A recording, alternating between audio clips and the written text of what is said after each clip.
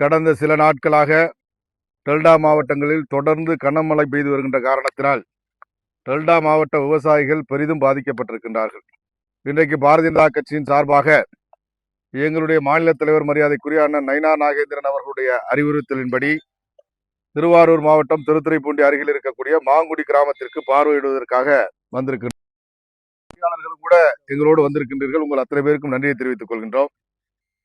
இந்த கிராமத்தில் மட்டும், இந்த மாங்குடின்னு சொல்லக்கூடிய இந்த ஒரு கிராமத்தில் மட்டும் 600 ஏக்கருக்கு மேற்பட்ட விவசாய நிலங்கள் முழுவதுமாக பாதிக்கப்பட்டிருக்கு. முழுவதுமாக என்று சொன்னால் இடுப்புக்கு மேலே தண்ணி நிற்கக்கூடிய அளவிற்கு விவசாய நிலங்களிலே தண்ணீர் நின்று கொண்டிருக்கிறது. நாம் இருக்கக்கூடிய இடத்துல அந்த சூழ்நிலையை நாம் பார்க்க முடியும்.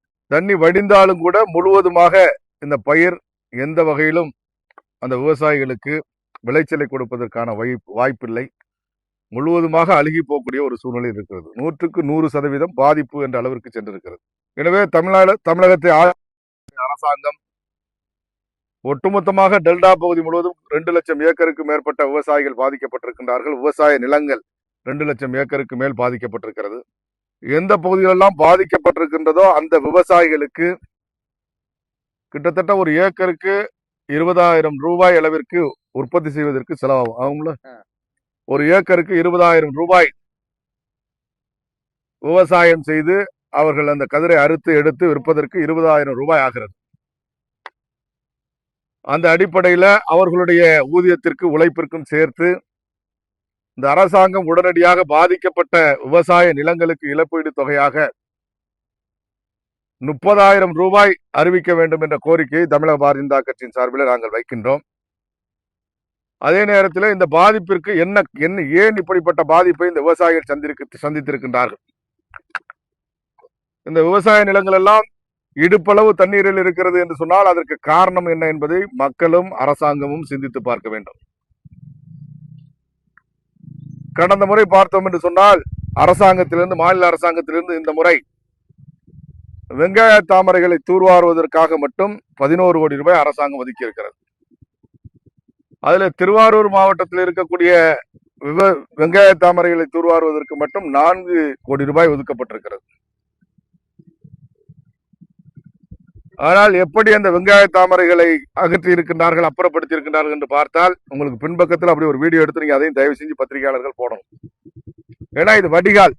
இந்த விவசாயிகளுடைய விவசாய நிலத்துல தண்ணி வந்துச்சுன்னா அந்த தண்ணி வடிகிறதுக்கான வடிகால் உங்களுக்கு பின்னாடி இருக்கக்கூடியது. முன்னாடி இருக்கக்கூடியது விவசாய நிலம், பின்னாடி இருக்கக்கூடியது வடிகால்.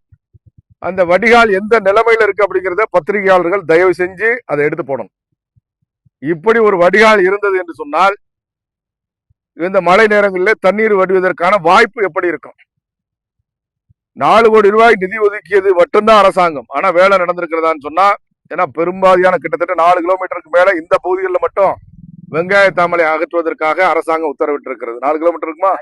4.25 கிலோமீட்டர் தூரத்திற்கு வெங்காய தாமரைகளை அகற்ற வேண்டும் என்று அரசாங்கம் உத்தரவிட்டிருக்கிறது.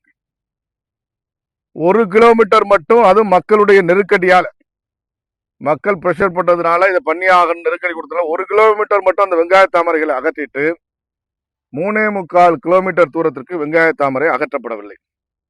இப்ப முழுவதுமாக இந்த வடிகால் முழுவதும் வெங்காய அடிவது என்பது மிகப்பெரிய சிரமம். உங்களுக்கு பின்னாடி இருக்கக்கூடியதை தயவு செஞ்சு நீங்க பத்திரிகையாளர்கள் எடுத்து போட்டாதான் அந்த நாட்டு மக்களுக்கும் தெரியும். இன்னைக்கு ஆட்சி கொண்டு இருக்கக்கூடிய முதலமைச்சருக்கும் கூட இந்த ஆட்சியில் நடக்கக்கூடிய தவறு என்னங்கிறது தெரியும், இல்லைன்னா தெரியாது.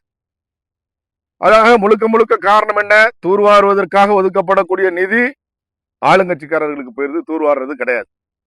பேருக்கு தண்ணி திறந்து விடக்கூடிய நேரத்துல தூர்வாரிட்டு உடனடியாக அந்த பில்லை போட்டு எடுக்கிறதுல மட்டும்தான் ஆட்சியாளர்கள் கவனம் செலுத்துறாங்க, அரசியல்வாதிகள் கவனம் செலுத்துறாங்க. அப்ப தூர்வாடுறது கிடையாது. இந்த மாதிரி வெங்காய தாமரைகள் அரிக்கிறேன்னு சொல்லிட்டு அதையும் பண்றது கிடையாது.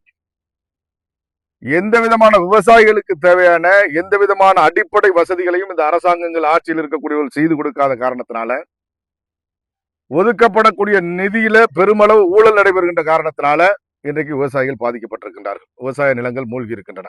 மழைனால மட்டும் கிடையாது, மழை ஒரு காரணம் என்றாலும் கூட அந்த நீர் கடல்ல வடிவதற்கான ஏற்பாடுகள் கடந்த காலத்துல இருந்துச்சு. அதெல்லாம் இன்னைக்கு ஆக்கிரமிப்பாளர்களா ஆக்கிரமிக்கப்பட்டிருக்கு, இல்ல இந்த மாதிரி வெங்காய தாமரைகளால சூழப்பட்டிருக்கு, இல்லைன்னா தூர்வாராம மண் மேடா இருக்கு. இந்த 3-4 விஷயங்கள். விவசாயிகள் மீது அக்கறை இல்லாத அரசாங்கம், தடுப்பணைகள் கிடையாது, தூர்வாடுறது கிடையாது, வெங்காய தாமரைகளை அரிக்கிறது கிடையாது. ஆக விவசாயிகளுக்கான திட்டம் எதையும் செயல்படுத்தாத அரசாங்கம் தமிழ்நாட்டில் இருந்து கொண்டிருக்கின்ற காரணத்தினால இப்படிப்பட்ட பேரழிவை டெல்டா பகுதி சந்தித்திருக்கின்றது. இந்த அரசாங்கம் கவனத்திற்கு எடுத்துக்கொண்டு உடனடியாக உரிய நிவாரண தொகையை வழங்க வேண்டும் என்ற ஒரு கோரிக்கையை வைத்து, அது மாதிரி பல வீடுகள்ல நீர் சூழ்ந்திருக்கின்றது. குடியிருக்கக்கூடிய வீடுகள்ல முழுவதுமாக குடியிருக்க முடியாத சூழ்நிலை ஏற்படுத்தக்கூடிய அளவுக்கு நீர் சூழ்ந்திருக்கின்றது. அவர்களுக்கும் உரிய நிவாரணத்தை கொடுக்கணும். வருகின்ற காலத்திலாவது தூர்வாரக்கூடிய பணிகளை சரியான முறையில் அரசாங்கம் கண்காணிக்கணும். வெங்காய தாமரை அரிக்கக்கூடிய பணிகளை சரியான முறையில் அரசாங்கம் கவனிக்கணும்.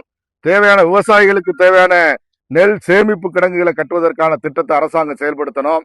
அங்கங்கே தடுப்பணைகள் கட்டுவதற்கான திட்டத்தை அரசாங்கம் செயல்படுத்தணும்.